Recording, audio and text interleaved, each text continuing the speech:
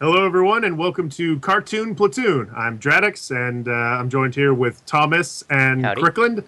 Hello. I'm not joined here. Thomas is a part of this. And today we're going to be talking about the Iron Giant. Very good movie. I liked good it. movie. You know, I'm gonna get the fucking dry factoids out of the way. And it was directed by Brad Bird, who is famous for doing The Incredibles and Ratatouille later on, of course, not before whatever. And he also did a few episodes of The Simpsons. So he's a big guy in the animation industry. But The Iron Giant did not do well. But it's a really good movie, and we will be talking about why it is a very good movie. And Well, okay, for those of you I that love- are a little uninformed about the Iron Giant, it was a movie that came out in 1999. Pretty far off at this point. It would at least be over 15 years 16. old. 16 years old at this point, yeah. And Hey, that's so easy. You just add 1 year to the current. hey, love. Fuck you. So the Iron Giant, it's weird. Every time I look at it, I watched it today and I caught the year it was made, and it just astounds me. It was made in It looks so '99, but it good. looks fucking great. There was something about the way that everyone was drawn that never even occurred to me when I was little.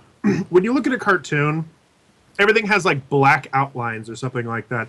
But every character in this, if their head is being drawn, the outline around their skin is a mild skin color, or the outline around their red hair is a mild orange color. You see that sometimes in modern animation, but I didn't even know that they were doing that. I don't know. It really impressed me, the art It's style. distinct enough as an outline, but it's not jarring, as you said, black or another really dark color for an outline, which I actually like a lot.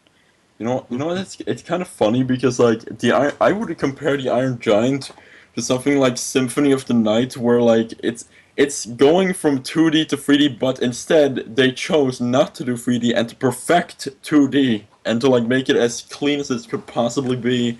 And that's pretty much what the Iron Giant is. And yes, it uses a lot of 3D, but it's still 2D. And Actually, it looks incidentally, really the good. Iron Giant himself is 3D, Well, yeah, which is he's super. That was so weird big for me. 3D boy. Yeah, I didn't know he was 3D, and when I grew up, I still couldn't really tell he was 3D. Yeah, Okay, I really like I the didn't lighting notice in this until movie. it was pointed out to me that he was three-dimensional, Yeah, because he it's was completely seamless.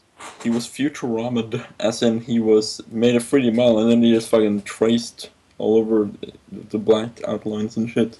Is that what Futurama does? Yeah, a lot of the other Futurama stuff, they just did 3D models and they traced over it. Oh. Ah, Huh. Black outlines. like, Yeah. But yeah, so the whole concept of the Iron Giant, for those that don't know, it's basically about an Iron Giant, a giant metal man that A little falls boy from the gets sky. stalked by Conan O'Brien. He, what the fuck? No, so a big metal man flies from the sky into the ocean, crashes into this boater guy who's all like, "Holy shit! I saw a giant lighthouse man," or some shit. Yeah. He goes and reports it to the FBI, and then Conan this O'Brien FBI comes out. Is that who that is? It's not fucking it's- Conan O'Brien. it's not voiced by Conan. It just Okay. looks a lot like him. It's just a very sort of lanky ginger man. Oh, so Conan O'Brien then shows up on the scene with a pipe. And by the way, I love his voice acting. I love his voice actor. Oh my god, he's so good. He's got this awesome yell. Yeah. Yeah, fucking everything okay. he does. Wait, we need to establish. We are doing spoilers, right? You would have to watch the movie in order to get this review, right? Yes. Okay, yes, watch the movie. Put that as an annotation in the beginning. Watch the movie Yep. first. Mhm, Okay. Yes, it's a very spoiler-filled show. We're talking Just- about the entire movie as it pans out. Because I think Treat the best scream is everything we towards say the as end. a spoiler. Yes. Even this. The best scream is towards the end, where he's like, "Fire the missiles!" and he screams like that. Oh my It's god! so- Yeah, it's just everyone put down your arms, and it's like man over at the submarine. He takes the walkie-talkie. Fire the missile now! It's like, oh my god! yeah. It was great. No, but so this military man comes down, Kent something. Kent comes down and he tries to investigate the giant metal man. All the while, this kid named Hogarth Hughes, and I love his name, Oh god. comes is living in a 1950s town, I think. Yeah, this I is couldn't quite- middle It's a of Cold 1950s War, so word. 1950s, late 50s, early 60s. 1957. Yeah, 57? Okay. This Yep. this kid growing up in the Oh, 'cause of Sputnik, 1957, yeah. slowly moving into the wonderful 60s, so which is my favorite time of year. But he's all the while this stupid, like this really brainiac little kid that went up a grade and is now getting bullied by the older kids. He has to deal with that all the while he comes across this iron giant that's hanging out in the forest. And then a bunch of shit starts happening between the Iron Giant, between like Hogarth and the Iron Giant, and the Kent, the agent, trying to find him. Yeah. Yep. And it's just a bundle of fun. There's an artist and that shows up at some point that Hogarth befriends. Oh yeah, that was a lot of. I like that character. He was fun. Yeah, Dean. That was the name. Dean.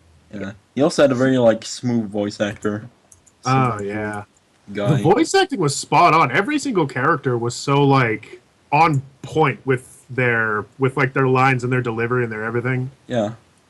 Yeah. I think what also really helped this movie was the fact that it's just kind of simple. You know, there's nothing very complicated about it, I guess. I don't know if that makes much sense. There's no like anything like too deep about it. I mean, it's a kids movie, fine.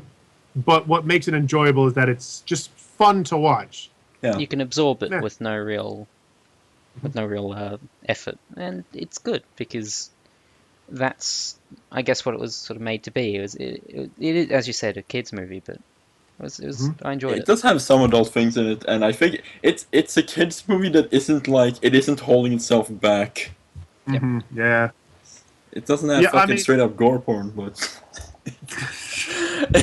it's not like fucking afraid to- Evangelion, no, but it does have themes. I mean, for one thing, if you listen really well to the dialogue and you kind of look in the background, you get an idea of Hogarth's situation and like his mom's situation. Like, you'll notice Hogarth never has a father, Yeah. but in the background, and I love this about like visual storytelling. In the background of one of the shots in Hogarth's room, you can see a Air Force pilot guy who kind of looks like Hogarth. And you're like, Yeah. okay. And also the How the fact that he also takes on that role a lot when he's going outside and going on adventures, and he puts on the thing. Yeah, yeah. Yeah. Yeah, he also tries to take on the role of like a soldier, so he probably, looking up to his daddy. Probably died in the Second World War. That makes sense. He probably... That's a bit early. Hogarth is definitely not like 22. Oh yeah, of course. Okay, yeah. that makes sense. I don't give a heck though. Maybe he Or died when he weird, was born, and that's why he looks up to him. I don't care. Whatever. Wait Oh a no, minute, so... sorry, I was thinking of how long ago World War II was from 57. No, that's wrong. He could, hypothetically, because that's 12 years since 45. I don't know. So hypothetically, you could be right. People who never meet their fathers tend to idolize them a lot. I don't know why. Could have been the Korean War. Could have been. I know my dad, and I know early he's a Vietnam. dumbass. Yeah, and he gives you SpongeBob cereal, and it's terrifying. But that's besides the point. No, yeah, but there's that. We already understand that he has like a father and stuff. Just by, that visual alone, knowing that the father's not there, and that, once again, another spoiler, that eventually the mother gets with the artist guy, that the father isn't like in war currently and is coming back. No, he's just fucking dead. Stroke. Well, And and that's probably why it latches onto sort of the Iron Giant. Because of the sort of Big boy. big guy, father figure sort of thing. That and big the iron Iron Giant. penis. But yes, Freud would love this. Which one's Troy? Is that the one that couldn't make it? No, Freud. Freud. Oh, Sigmund Freud. Freud. Oh, and you. It's a big metal thing. So, okay, the kid naturally gravitates towards it because it's representative of the long-distant father. What's up with Freud, by the way? Do you think anyone ever came up to Freud and is just like, dude, do you just have an obsession with penises? And he's like, no, shut up. Everyone else has a problem but me. Back to the Iron Giant. Back to the Iron Giant. Yeah. What the hell was my point after that? Yeah. Oh, yeah. I just like the small, short visual storytelling that was going on between like the father being missing, and then you sort of. I mean, they didn't exactly explore him and the artist being like, son and father, but that wasn't the point of the story, I suppose. Yeah. It's a bit too deep in the subtext, but Just yeah, had to be some guy. yeah. Although they did definitely illustrate that he is responsible-ish, despite working in a junkyard like a not responsible guy.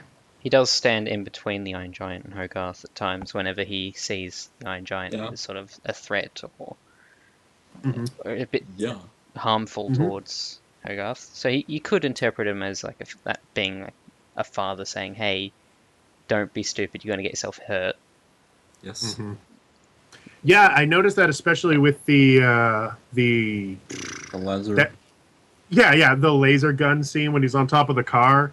Yeah. Yeah, that was a pretty good that was what I noticed about this story? It kind of had this it had this setup of we meet the Iron Giant, we meet the officer or the agent Kent. We meet the Iron Giant, we meet Kent. Kent tries a couple times to try and find the Iron Giant, and then finally he gets the military down after getting a picture. They try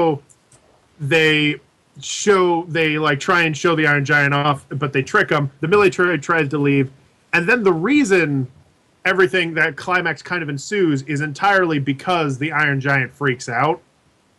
Yeah. This is a bit of a weird thing to bring up, but it is kind of an interesting storytelling mechanism where the whole time you think this is going to end with Kent finding the Iron Giant and being like... Yeah, but he finds him fucking early on. He knows it. Yeah, well, no, finally revealing him, like that. Yeah, you think that's how it's going to end, or you sort of feel like that is how it's going to end, and it does, but it doesn't end the way you think it does. I was about to make an analogy that was super spoilerish. What? We're all spoilering here. No, but not on the movie itself. For a different movie. Yeah, exactly. Okay, go on. Let's just ruin another movie that's completely unrelated. No, I don't do it go, for Hayden's sake. What, is it Breaking Bad again? It's fucking Breaking Bad. Fuck you and your Breaking Bad bullshit. Hayden, okay, you know what? Let's be fair, okay? Let's pause this for a bit. Just pause.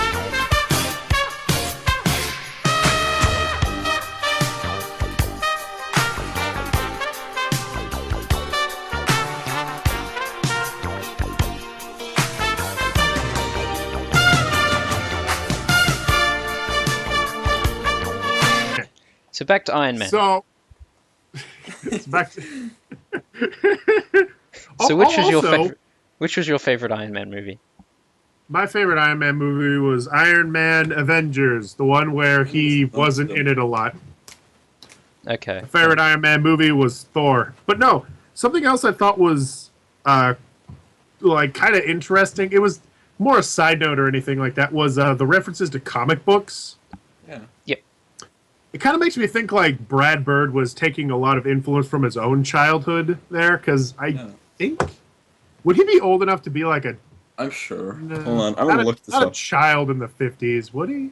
Maybe he would be the exact age. Hold on. Potentially. Bird. Here we go. How old is And Freddie? he was actually born in 1957. Okay, then. Yeah, that's interesting. That's odd. Okay, so it's not exactly taking his own... Yeah. It's not exactly taking from his own.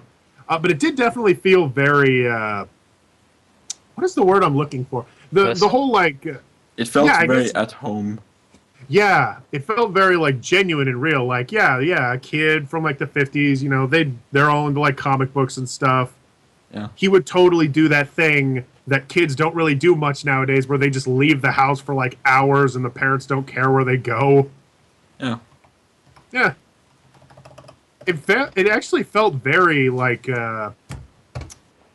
1950s, I guess. It really felt in its time zone. I like how it has so many little things that makes it so much more realistic. How I don't know, it's the TV effects where they have the weird kind of curved screen That like you Yeah, can yeah. see the animation like reflecting in a weird. I don't know. It's just they have like tiny things that just make it feel more real. Yeah. They took into account just so much for this. Actually, one of my favorite shots in the whole movie, by the way, must say, animation is fantastic. Oh yeah. Like, Top all the notch. movements and the characters, like, you mentioned before, the voice actor for Kent does a great job, and he does. I think what really compliments him is, like, his shouting always has, like, some crazy gesture or some weird-ass movement. Yeah. He's always just like screaming and throwing his hands around or like stomping or that shit with the telephone. Yeah. Oh yeah. I'm slamming it. Oh yeah, I love that. I want that as a gift to just use in my daily life. Good boy. The whole movie And is so smooth looking. I don't. Yeah. It You know. it feels strange that that's animated at what 25 to 30 frames. I'm not entirely I would sure. say- I think it's like 24. Film yeah, is always 24, I It'd think. be standard film, right? Yeah. It looks a lot smoother than. Well, it's all because lot the of other frames are things. placed in the right place, and you know, it's, yeah. Would it be It's not interlaced? about how many frames. It's about how much. Oh, shit. Would the film be interlaced in terms of frame rate? I don't know. Oh no, that wouldn't affect shit when it's at 24. It's weird. It just looks smoother. Maybe. Yeah. Oh, they Yeah. probably smudged it. They probably did the You know, technique there's- of smudging. There's one fucking scene that looked what- so like it looked so like weirdly smooth slash appetizing. It's when they're in the fucking they're in the weird like milkshake place and they're in the eating bar, that. in that like Yeah, and it's really and the fucking guy's eating the milkshake and it's just he's just slowly like taking bites and it's so smoothly animated. It looks delicious. I don't know. again, like that going with like the voice acting, Yeah. you can hear him like even doing a little like munching noise as he's talking, which leads me to assume that how he was directed is like consider that you like take a bite between each Yeah. little like paragraph or something like that, because you can hear him like doing the whole Yeah. like that shit, and it suddenly makes it so much more like I want a sundae. Yeah, one with fucking laxatives in it. I want that. Yeah. That took, like, as a kid, I didn't really get that joke, because I didn't know what Coco Lax meant. Yeah. But he was shitting the whole time. Yeah. There was this deleted scene where it was a huge close-up. Smoothly animated. By Brad Bird himself. He was like, I just want to have this in the movie real badly. But then he was kicked off studio property. Okay. Well, The actual was action knocking on the itself was door. animated in 3D, but then they sort of drew over it. at 800 frames a second. 800 frames a second. He was knocking on the doors of Warner Brothers with the cells, like, in his angry fist. Just like, you don't understand art! He was just carrying like a fucking huge bag of cells, like reaching across stairs. That's Have why you he never ever- worked with them again. Yeah. Is that true? Is this the last, like, time he worked with Warner Brothers? I Maybe it think was. Mission Impossible may have been Warner Brothers. But I know as far as animation goes, he's been Disney since. All I really know about Brad Bird is that he made these movies, and then he made like Tomorrowland, and now I'm just kind of questioning his abilities just a little bit. Are you sure it's haven't not seen like Tomorrowland. you know how George Lucas, he made a few good movies and then he made some not so good movies. Yeah. Maybe it's Yeah, because in the not so good movies that George made, it's because no one questioned what he was doing. Yeah, well, yeah, exactly. Yeah. He had too many yes men around. It was like, oh shit, it's fucking George Lucas. He can do anything. And it's like, no, he can't. He can't. You can make a shitty movie. Whatever. Okay. Can you get? I am back? so worried all the time that like people like that are going to get like either they're going to get a big head, or people are just going to never question them ever, and then they're going to make some shitty project and not even know it. Yeah. Okay, I've confirmed it. That is the last Warner Brothers Brad Bird movie. Really? Mission Impossible was distributed by Paramount. Huh. I don't know if that actually means anything, but No, it's just it lends more It legitimacy was to the our little 800 theory. frames per second shitting. It bankrupted them for a year. Yeah, 800 frames a second. Jesus. They To the were two going to people make. listening to this podcast, can one of you please do a fan rendition of that? No. What sound, please? Could you please? No. Instead of that, can you please just actually go down to the Warner No, Brothers don't. office and just do that for real? I'm sure, Please yeah, they'd let you do that. Just go out onto the grounds, knock on the doors, and have pictures of a man shitting on At cells, 800 frames per second. and then tell them Brad Bird sent me. Yep. Animating something at 800 frames per second seems like a bit of a hassle. I mean, the movie looked really great, but I won't say it's exactly like Akira. Oh no, Where- it's not like top bar. I have never seen a top of character the I don't line. like anime. Akira's really great if you love animation. It's like Anime is for every- nerds. It is, bro. Good thing we're on this podcast to discuss cartoons. Not those dang Chinese cartoons. anime is for little kids. Anyways, back to the children's movie. Anime? I'd rather have anime in the... Anime. I'd rather We have talk about that at some point. AIDS. Whatever. Okay, back to the Iran G Ant. Back to I- Iron Man. I really liked the part when he gets all the weapons and shit, and like it looks so well designed. Like all the little things, they're all really very symmetrical on his body. Yeah, That's everything the kind of giant like weird fit. chest You mean? thing. Yeah, it all looks as if it was all supposed to be there. And he has like the giant chest laser where he has a green ball. Yeah. Yeah, as a kid, I looked at that and was like, yes, kill people! He Hey, what's wrong definitely with you? had a kill count by the end of the Because movie, I was though. like, Yeah. kill cam. He like, it He blew up really, a fucking... He blew up a ship. he nearly blew up a submarine. Yeah, I think it just shaked it a little bit. Yeah, I think it just skirted it. Yeah, because he missed it because Hogarth down over there. And he's like, Yeah, shouted him down. Yeah. And then Hogarth that's was when all the like- general saw it explode and went, yeah, you know what?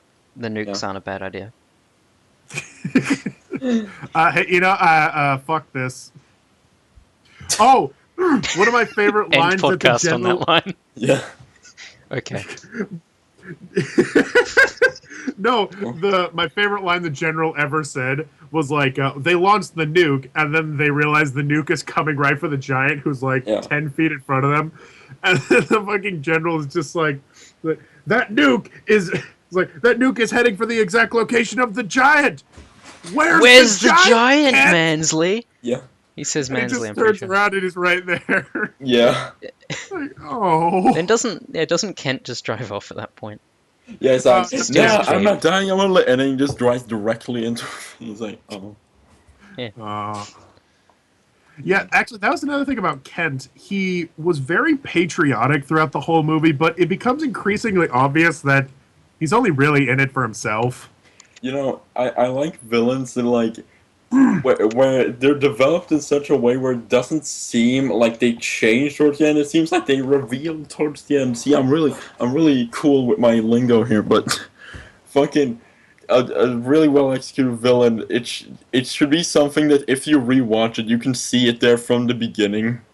Or like you can see that they really aren't as good as they trying to show themselves to be.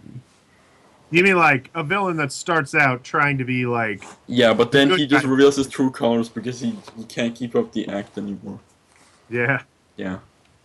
Oh, no, yeah. And Kent was such a good villain. Because he was so... The thing is, once again, he's a villain that's just a dude. Yeah. You know? Dude, bro. In a just kind movie of a with dick. an alien robot, Yeah. the villain is oddly human. Yeah. Huh. That is actually another thing. This movie is so, like, just very basic, you know? Like, there's an alien robot, but there's nothing, like, alien about it. It just takes place in this small town. No. Yeah. It's And kind of the Studio only way you... Ghibli-esque. Ghibli-esque? It's kind of Studio Ghibli-esque. With the cute robot being the main protagonist. Yeah, kinda. Never even fucking... Yeah, it is kind of like that, huh? And also the fact that the fucking Iron Giant is based off that one like stone golem thing from that one Studio Ghibli movie. Wait, No, shit, really? Yeah, No, hold on. I'm gonna find them. Wait, it was was it the opposite? it was adapted from a book. Yeah, I think it's the opposite.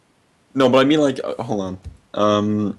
Because the Iron Giant was based on a book called The Iron Man, which was published. But was there pictures in that book that looked exactly like that, or was it like? Hold on. Actually, wait, love. I'm pretty sure that the movie you're talking about, the Ghibli movie that you're talking about, came out like it came out like after the Iron Giant. Oh, okay. Hold on. Wait. I don't know. Hold on. I don't know for sure. I can't actually confirm this, but I'm going by memory here. We should talk about Ghibli, by the way, at some point. We should do like a Ghibli. Yep. Ghibli goobly goo. Okay. Here's a GIF. But yeah, I think that those are kind of some of my favorite stories. Actually, are the ones where everything is still slightly like grounded in a reality you could understand. It's not too crazy or out there. Yeah. Yeah, like everything. The only weird thing about this was the giant, and even then, it was very easy to understand everything that went on with him. Yeah. Like he's just a big metal dude. He's kind of stupid, but he slowly learns. Yeah. And he can put himself back together later. Like end of the movie, they start showing a lot of his like cool powers, like he can fly and stuff. Yeah. Yeah, and that's what makes him. It's what makes him so like easy to relate to, and that functions really well for a movie for kids. But it's also just a pleasant experience to watch, no matter how old you are. Yeah. So, what was your first time watching this movie? Hold on. What was my first time? Like, when did you see it? When did you first see it? I probably saw it back in '99. Actually, I remembered watching. Dude, like, okay, stuff. It's indisputable. The Iron Giant was based off the one in Studio Ghibli because the movie in question was made in 1986. Okay. When did the book come out, though? The book came out in like '68. The appearance could have been based on. This is a huge conundrum. This is a really big deal that I don't fucking care about, Tom. What were you saying before? Okay, so my first time watching this movie was I mentioned to you guys earlier about my trip to Indonesia. We went more than once. On my most recent trip, on the plane there, you could watch The Iron Giant. So I watched that for the first time. It was like 9 p.m. Halfway through like a 6-hour flight. I'm like, okay, sure, I'll watch this. Loved it. We touched down after I watched it twice because I wanted to watch it again. And then in the hotel room, it was probably like 12. And I wasn't really tired. I was bored. I was like, okay, I'll just turn on the television, see what the hotel has to offer. The hotel had about like 20 channels on its thing, 2 of which I was actually interested in. One was Discovery Channel, one was his cartoons. On the Cartoon Channel, that week we were in Bali, they played The Iron Giant about 5 times. I think I watched it in its entirety about 3 of those times. Oh my god. So I don't know why, but the universe just wanted me to watch it, and I sort of agreed. Oh. Yeah. Dad, you watched it a lot. I think that you've actually watched it more than I have, just by quantity's sake. Okay. Hey, and how did you see it for the first time? For me, I remembered seeing trailers for it like when it was coming out, and I was all like, oh man, it looks sort of cool, I guess. I don't know. I'm really young and stupid. And I have this faint memory, although it could be very wrong, of like my grandma saying like, telling my mom, like, you should go bring him to this movie or whatever. And so I went down and I saw it. I can't even remember, like, what I was thinking in the theater at the time of watching it. All I knew was when I got out, I immediately asked my mom, is there an Iron Giant action figure that we could get? There was. And there was. And I got this fucking awesome, like, 2-foot tall Iron Giant that was like, it was plastic and it, all the little like ankles and like legs would rotate and move and stuff. And there was a little thingy, there was a little Hogarth that, I shit you not, you could put in his mouth and then it would go through a little tube and then come out his back. Oh my god. I don't understand the relevance of that. This is just But you confirming Brad Bird's shit fetish. Could you also have him shitting into his mouth at 500 frames per second? This No, action his figure is back, animated by at 800 frames a second. His back, not his butt. No, I mean, But fucking. I'm just done. Yeah. It was really great, and the thing is, I never really thought much of the Iron Giant until I got older and interested in animation. So 2-3 years ago, and then I decided to look it up again, and I was astounded by how like really fucking good it is. Not only as a storytelling, not only as like a method of storytelling, but also as an animation. Yeah. Like everything about it was so cool. Visually, it looked amazing, and the voice acting was spot on, which is exactly what you want when you're making an animation. Is to, because the voice acting is such a huge part of it. Yeah. Yeah, it was just such a good time. Here's my experience with the Iron Giant. Here's the thing. I might have seen it when I was a little kid. I have no idea. Maybe I did, because I saw a lot of animated movies when I was a baby boy, but I don't remember most of them. Except for the big ones, like, the ones I saw in the theater, like fucking Monsters, Inc. and Finding Nemo. Those two stick in my mind. But, yeah. The first, like, this is such a mundane story. It was in like January of fucking 2015, and I was doing the crunch animation work for the fucking Sleepy Cast Animated. I was trying to get it done, and I was just relentlessly watching shit on Netflix all the time. And I realized that the Iron Giant was on Netflix, and I heard a bunch of good things about it. So I watched it. I was like, "This is a good movie." The end. Mm-hmm. Yeah. Yeah, it's one of those movies that I also noticed, like, as I was watching it again, it feels like such an innocent movie. Like it had modest it had very like modest advertising. It just kind of came and went. No one seems to talk about it anymore, despite being great. Yeah. And it's just kind of there. It's a heck of a movie. It's not like what is it? The Incredibles, where it like came out and like everyone remembers it, and it's like, whoa, this is such a great movie, and oh man, I love it so much. Oh. It's just kind of there. Yeah, that's nice. Yeah. Let's see here. Things that we can talk about the Iron Giant. We need to talk about The Incredibles at some point too, because that is also an incredible movie. Can now if you want. Movie. No, we can't.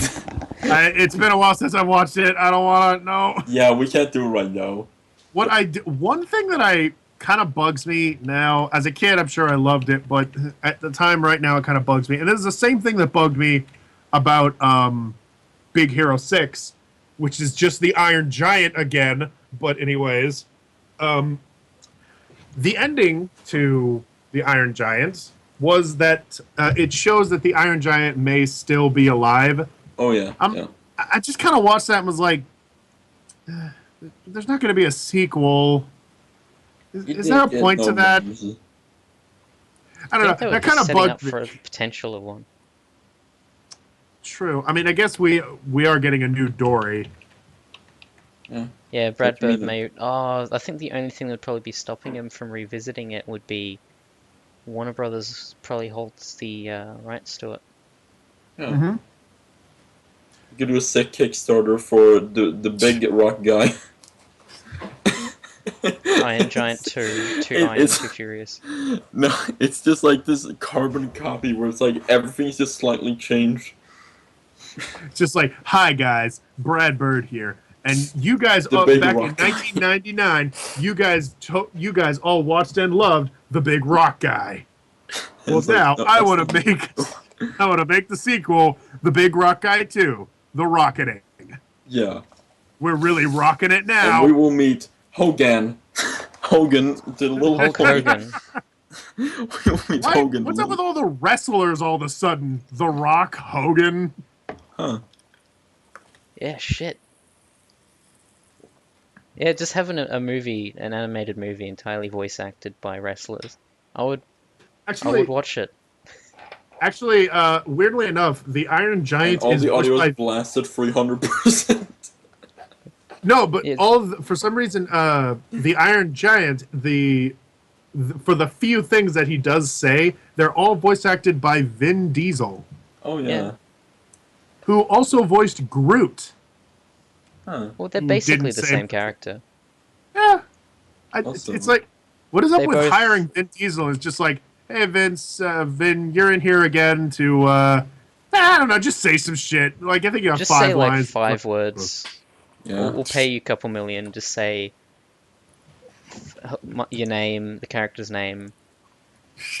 Yeah. Superman. And then- say that too. Superman. And I did like how the lines got less and less mechanic as the movie went on. Because at first it was like when he was saying he was like. It was oh like, yeah, Yeah, because he got yeah, he like got it more was human. all like, and he got He way became more. more human. Yeah. Yeah. It's like So I thought it was Terminator. nice. that's a good like tiny minor character development. You may notice that a lot of things I like are very minimalistic, but Like your My point- penis. But the thing is, I feel that, like, you know, it's like the show don't tell, the less is more kind of thing. Yeah. And that was cool. That was a nice little tiny detail to it. Yeah. Yeah, because like it was plainly obvious that he was really bad at talking in the beginning. Yeah. Because like I remembered that one scene when he's like saying like blah blah blah. Can you say that? And he didn't even say blah blah blah. He just opened his mouth. It was just like, oh. Yeah. Oh, do you mind if I go on just a minor tangent?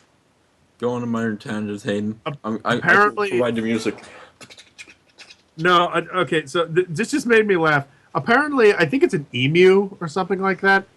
This was a story told by Ross from Game Grumps. He was talking about how apparently when he saw an emu for the first time, he didn't know what they sounded like. He didn't know what to expect them to sound like. And then he walked up to one of them, and it just goes, ah! Ah! Have you ever heard of two koalas fighting?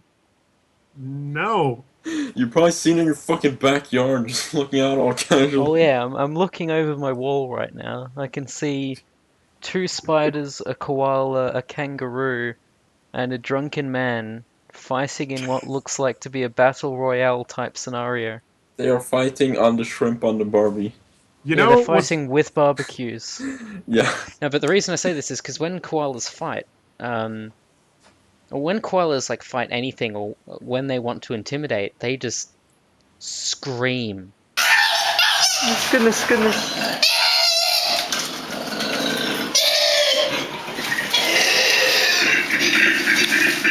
Oh! yeah. It's that scream. Like they could frontman for a death metal band. Like that's how. I'm gonna find it on YouTube. I will try and find it. There's a Koala clip of it. scream. We will do this later, though. Yeah. I didn't mean to go on this deep of a tangent. Before we start talking about koalas and how loud and I death found metal it. is, Hold on. It's no 4 love, we're seconds doing long. this later. It's 4 seconds long. I can always just trim this Alright. bit, or I can just It's include a real. video so the audience can. Yeah. By the way, on that note, is your Skype profile picture George Washington? No, that's King Louis, the 16th Oh. French Revolution. Kind of looks like George Washington. Oh yeah, it's an old like portrait thing. Oh, I don't think this one's a portrait. So that's what a koala sounds like. Well, that's Ah. what they sound like when they're fighting. That exact sound, Aiden. Oh my god. I heard the actual scream now. Jesus.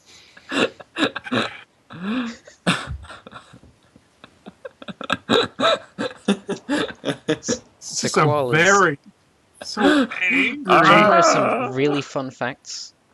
Yeah. Yeah. I'm pretty sure koalas spend like 20 hours a day asleep. I'm absolutely certain that they spend more time asleep than they do awake. And Dang. Well, so does Hayden. did you know that koalas, they don't understand their own food? If you were to strip eucalyptus leaves from the branch and put them on a plate in front of a koala, they will not eat it because they don't know it's food. God, koalas are Huh. fucking stupid. You have to hand it to them on the branch. Great. Because there's just that Koala dumb. facts.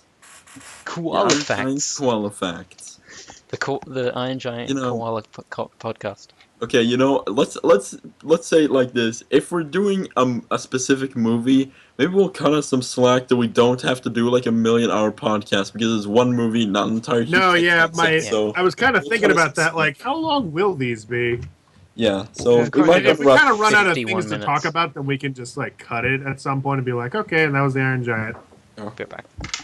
Yeah, because this is not exactly what I call a podcast. This is just like a show, I guess. It's just a small, short discussion show, I guess. You're small. Your penis is pretty small. Because that's kind of what it was like doing the Gravity Falls podcast. It was also really unorganized, but they were also like 10 or 12 minutes long or something. They weren't very long. So, yeah. But do we have anything else to talk about? I guess. I don't think we really do. I'll try to think of something. I mean, like bottom line, it was just such a really great movie. Yeah. Though it Came was- out. I guess if you could describe Iron Giant in a word, if you want like some kind of conclusion, you I could would say that it's shitting at 500 frames So per I'm back. second. Sorry, I had to duck off for a second. I'll say it's a humble movie. It just kind of Humbling. came, it did its story, and it did it very well, and everything about it was good. There's nothing super revolutionary about it, but what getting it static. gave you liked. Is someone messing with their mic connection? Because I just hear Hayden is static. doing, I think. What? We're like, you have that, Hayden. Are your mics No. properly plugged in? Hayden, you're the only person who's not hearing it, so clearly it is you. I'm hearing a staticky noise, if that's what you're talking about. Maybe it's Weird. It's from you, Hayden. Oh Yeah, my I'm god, hearing it again. it's back. Wow. Well, that was the Iron Giant, everybody, and we will be back with another podcast next week on The show is called Cartoon Platoon, love!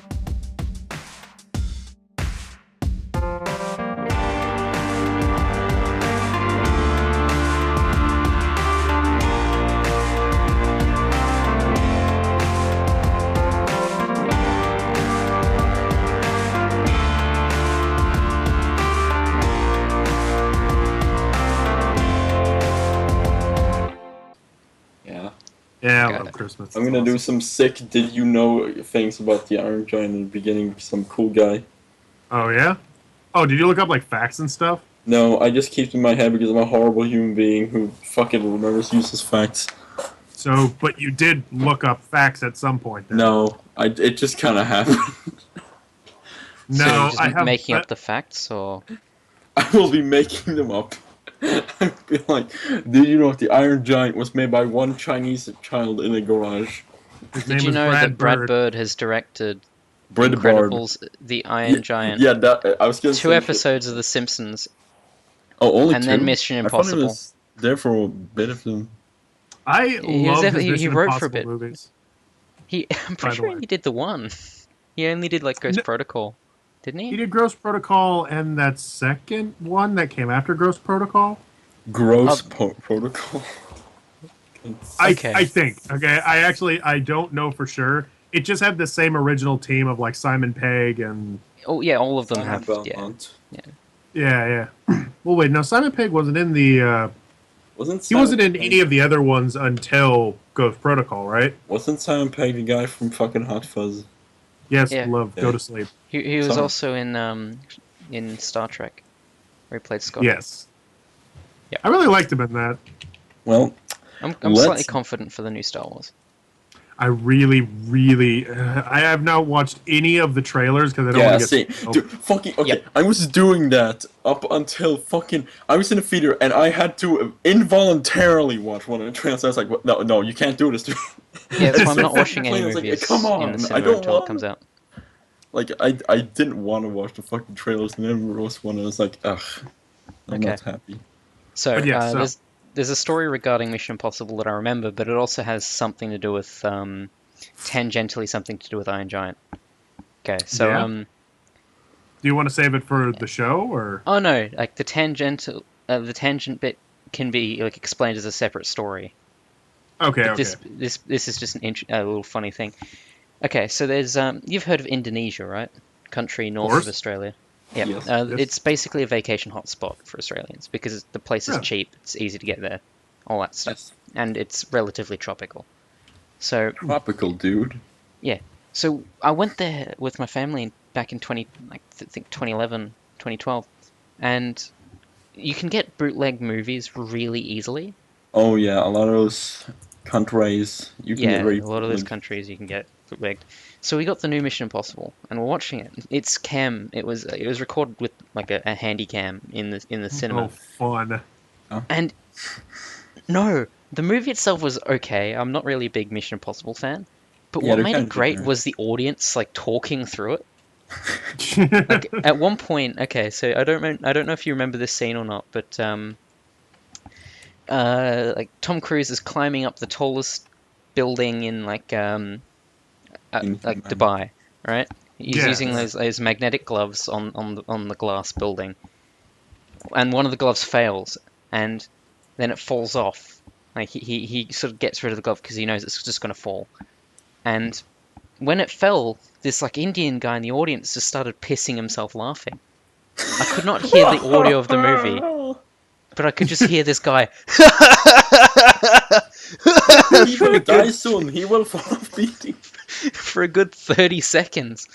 And at that point, I realized that I shouldn't be like... I should just not watch the movie because I know the whole movie is just going to be like this. Something's going to happen, and then just this one guy in the audience is going to find it hilarious. I did watching it all the way through. I ended up watching it the whole way through.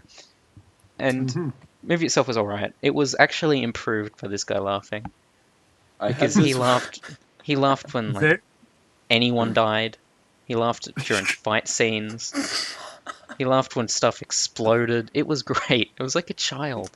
It's like a child. He's a happy guy. You know, when I was watching fucking Inside Out in the theater, and it's probably like my favorite movie ever, but yeah, I was watching in the theater, and a fucking person next to me, whenever something even mildly amusing happened, they would just like hysterically laugh, like, oh. Maybe like, it was the same guy. Yeah, it was. No, it was actually a girl, and I murdered her. I did the thing that really this kind of douchey because it's not really confronting. I just like I gave her a look where I was like I'm looking out of peripheral vision like fucking stop. One time, dude, I was watching. This is my favorite memory, a movie memory. Okay. I was watching the what is it? Iron Man. I was watching Iron Man. Iron Giant Man. And it was an okay movie. It was the first movie, which was like, a little back and forth, whatever. But I literally had the stereotype, of the black guy talks in the movie. Yeah. We don't have black people down in Australia. Oh, did you? Known. Are they all I dead? know of the stereotype. In Tasmania, all. they were actually exterminated in Tasmania. But, fucking what? Just because of rampant racism, or a few years ago? No, this was like last Tuesday. No, this is like 1800s, 1700s. Yeah. People got in a huge line, basically across the country with guns, and then just hunted the indigenous population. Walked from one end of the country to the other. It sounds slightly familiar, but I might be just thinking of Rwanda. But anyways, no. Well, it's pretty similar.